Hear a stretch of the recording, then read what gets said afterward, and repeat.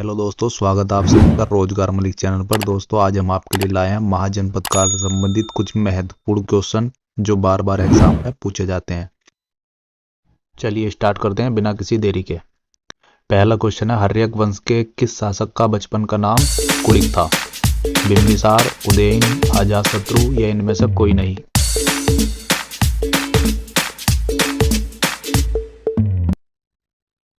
दोस्तों, आपका सही आंसर हो जाएगा ऑप्शन सी, अजातशत्रु। अजातशत्रु के बचपन का नाम दोस्तों कुलिक था, इसको याद रखेंगे, बार बार एग्जाम में पूछा जाता है। चलिए अगला क्वेश्चन देखते हैं। क्वेश्चन नंबर 2, किस शासक ने पाटलिपुत्र नामक शहर की स्थापना की थी? Option A Ajatashatru, option B Udayan, option C Ashoka, option D Ghananand.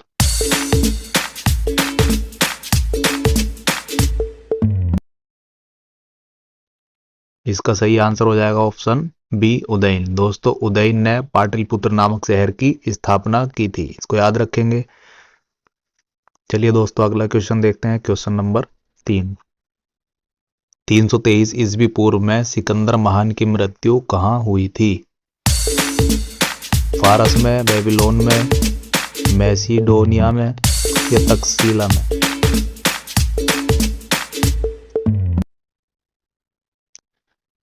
दोस्तों, इसका सही आंसर हो जाएगा ऑप्शन बी, बेबीलोन में। बेबीलोन में 323 ईस्वी पूर्व में सिकंदर महान की मृत्यु हुई थी। चलिए अगला क्वेश्चन देखते हैं। क्वेश्चन नंबर 4, उज्जैन का प्राचीन नाम क्या था? अवंतिका, तक्षशिला, कन्याकुंज या धान्य कटक?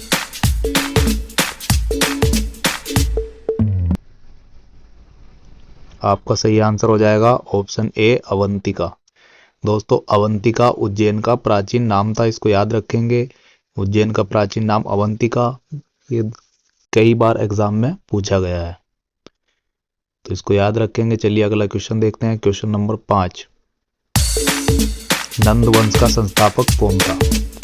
महापद्नंद, काल अशोक, घनानंद, नागार्जुन? दोस्तों, आपका सही आंसर हो जाएगा महापद्नंद। महापद्नंद जो है नंद वंश का संस्थापक था, इसने नंद वंश की स्थापना की थी। दोस्तों, इसको याद रखेंगे। चलिए अगला क्वेश्चन देखते हैं। क्वेश्चन नंबर 6, प्राचीन भारत में पहला विदेशी आक्रमण किनके द्वारा किया गया था? ईरानियों के द्वारा, यूनानियों के द्वारा, शकों के द्वारा या कुषाणों के द्वारा?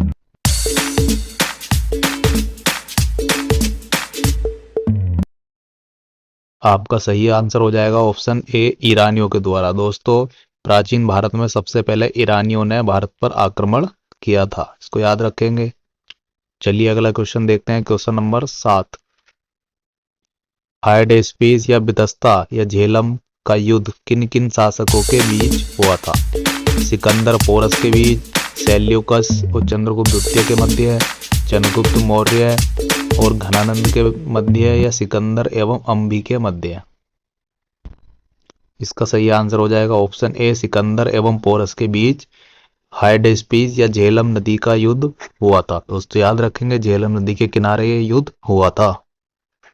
अगला क्वेश्चन, क्वेश्चन नंबर 8, सिकंदर ने भारत पर कब आक्रमण किया? 326 ईस्वी पूर्व, 326 ईस्वी, 323 ईस्वी पूर्व या 323 ईस्वी?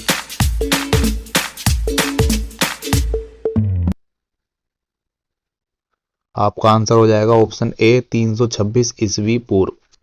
सिकंदर ने भारत पर आक्रमण किया था 326 ईस्वी पूर्व में, इसको याद रखेंगे।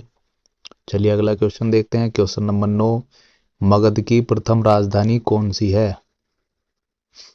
Option A Pataliputra, option B Vaishali, option C Girivraja या राजगृह, ऑप्शन डी चंपा? मगध की प्रथम राजधानी बतानी है, तो सबसे पहले मगध की राजधानी राजगृह या गिरिव्रज थी, इसको याद रखेंगे। मगध की प्रथम राजधानी कौन सी है? राजगृह। अगला क्वेश्चन देखते हैं। क्वेश्चन नंबर 10, किस शासक के द्वारा पाटलिपुत्र को अपनी राजधानी बनाया गया था? अजातशत्रु, काल अशोक, उदयन या कनिष्क?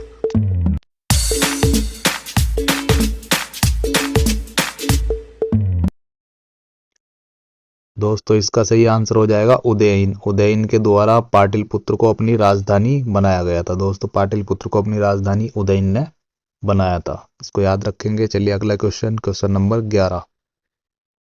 16 महाजनपदों की सूची कहाँ मिलती है? महाभारत में, अगुंतन निकाय में, संयुक्त निकाय में या छंदोग्य उपनिषद में? 16 महाजनपदों की लिस्ट कहाँ मिलती है दोस्तों, ये बताना है। दोस्तों इसका सही आंसर हो जाएगा ऑप्शन बी, अगुत्तर निकाय में। अगुत्तर निकाय में हमको 16 महाजनपदों की सूची देखने को मिलती है। अगला क्वेश्चन देखेंगे, क्वेश्चन नंबर 12। निम्नलिखित में से मगध का कौन सा राजा सिकंदर महान के समकालीन था? सिकंदर महान के समकालीन राजा बताना है। महापद्नंद, घनानंद, सुकल्प या चंद्रगुप्त मौर्य?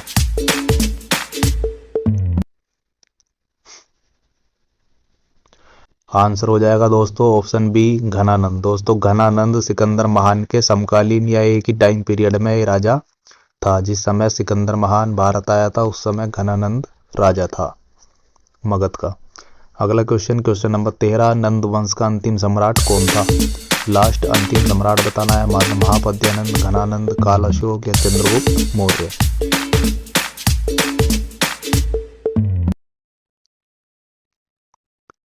आंसर हो जाएगा दोस्तों घनानंद। घनानंद नंद वंश का अंतिम सम्राट था, इसको याद रखेंगे। चलिए अगला क्वेश्चन देखते हैं, क्वेश्चन नंबर 14। भारत में सिक्कों या मुद्रा का प्रचलन कब हुआ? अशोक के शासनकाल में, कनिष्क के शासनकाल में, 600 ईस्वी पूर्व या 300 ईस्वी पूर्व में? दोस्तों आपका सही ऑप्शन हो जाएगा ऑप्शन सी, 600 ईस्वी पूर्व में। भारत में लगभग 600 ईस्वी पूर्व में सिक्के या मुद्रा का प्रचलन हुआ था।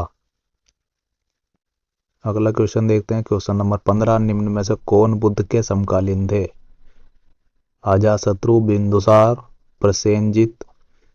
ऑप्शन ए और सी दोनों?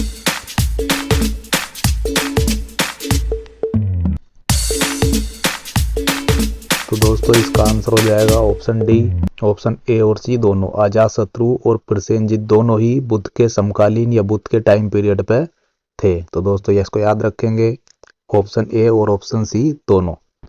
Question number 16। किस शासक ने अवंती को जीतकर मगध का हिस्सा बनाया था? अवंती को मगध का एक हिस्सा बनाया था। अजातशत्रु, बिंबिसार?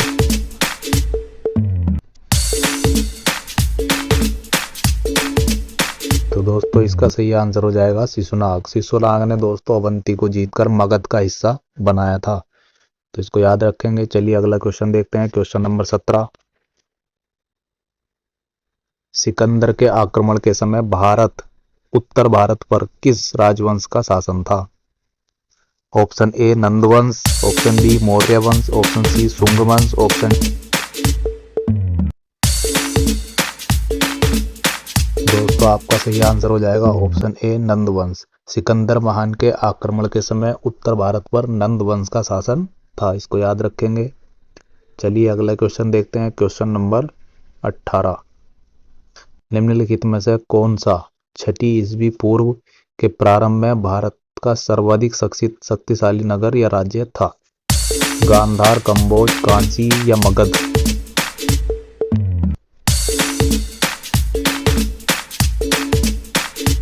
आपका सही उत्तर हो जाएगा ऑप्शन डी मगध।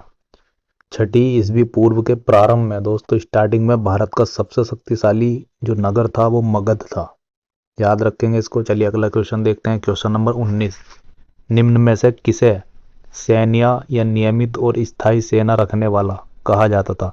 दोस्तों किसको सैन्य कहा जाता था? बिंबिसार, अजातशत्रु, उदयन या शिशुनाग?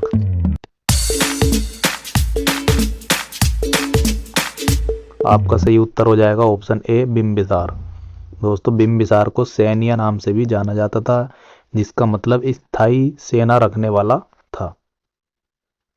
अगला क्वेश्चन, क्वेश्चन नंबर 20। निम्न में से किसे उग्रसेन या भयानक सेना का स्वामी कहा जाता था?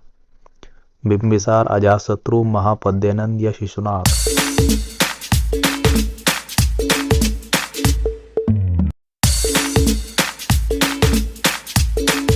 दोस्तों आपका सही उत्तर हो जाएगा ऑप्शन सी, महापद्यानंद। महापद्यानंद को दोस्तों उग्रसेन या भयानक सेना का स्वामी भी कहा जाता था। चलिए अगला क्वेश्चन, क्वेश्चन नंबर 21। महाजनपद काल में श्रेणियों के संचालक को क्या कहा जाता था? श्रेष्ठिन, सेठ, जेठक, ग्राम भोजक।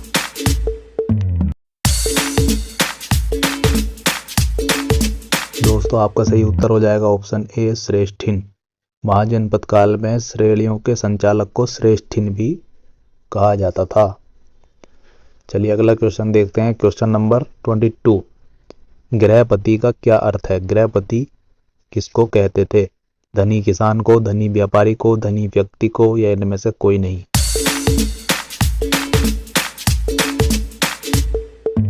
दोस्तों आपका सही उत्तर हो जाएगा ऑप्शन ए, धनी किसान को। दोस्तों धनी किसान को गृहपति कहा जाता था, या गृहपति का अर्थ हो जाएगा धनी किसान। चलिए दोस्तों अगला क्वेश्चन देखते हैं, क्वेश्चन नंबर 23। मगध के किस शासक ने राज्यारोहण के लिए अपने पिता की हत्या की एवं इसी कारणवश अपने पुत्र द्वारा मारा गया? बिंबिसार, अजातशत्रु, महापद्यानंद या शिशुनाग?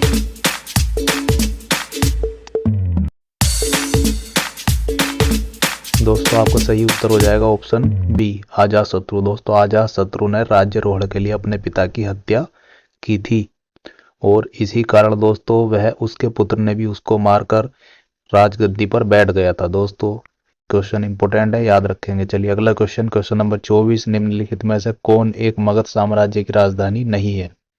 गिरिब्रज, राजगृह, पाटलिपुत्र या कौशाम्बी? इनमें से कौन सी दोस्तों मगध की कभी राजधानी नहीं रही है, बताना है। आपका सही उत्तर हो जाएगा ऑप्शन डी, कौशाम्बी। दोस्तों कौशाम्बी मगध की राजधानी नहीं रही। गिरिब्रज, राजगृह और पाटलिपुत्र सभी मगध की राजधानी थी।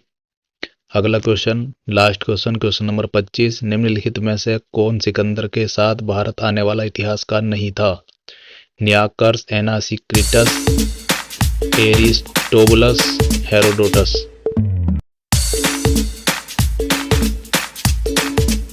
दोस्तों आपका सही उत्तर हो जाएगा ऑप्शन डी, हेरोडोटस। दोस्तों हेरोडोटस सिकंदर के साथ आने वाला कोई इतिहासकार नहीं था। दोस्तों हेरोडोटस तो इतिहास के जनक थे।